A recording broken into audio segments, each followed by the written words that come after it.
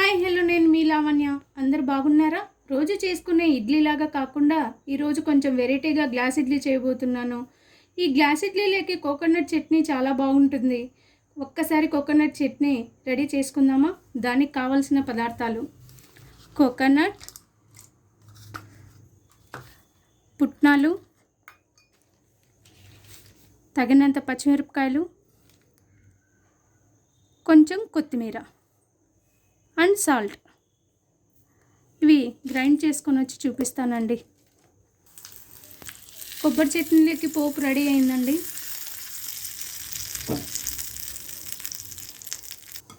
ఇప్పుడు గ్లాస్ ఇడ్లీ తయారు చేసే విధానం అండి.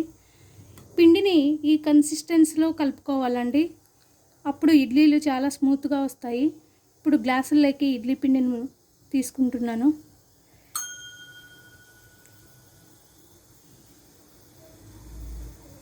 కొంచెం గ్యాప్ ఇచ్చి పోసుకోవాలండి, పైకి వస్తుంది పిండి.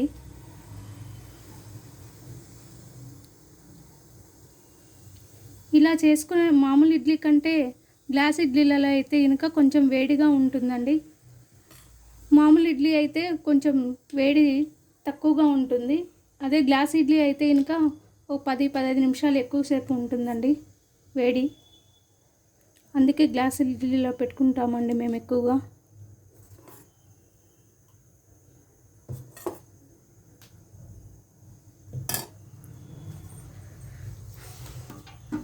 ఇలా పెట్టుకోవాలండి ఇడ్లీ పాత్రలోకి.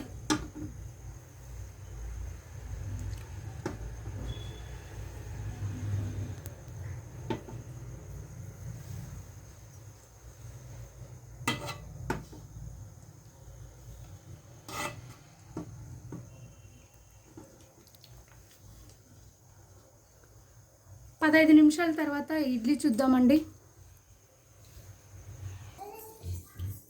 వేడి వేడి గ్లాస్ ఇడ్లీ రెడీ అయినాయండి. కొబ్బరి చట్నీతో టేస్ట్ చేస్తే చాలా బాగుంటుందండి.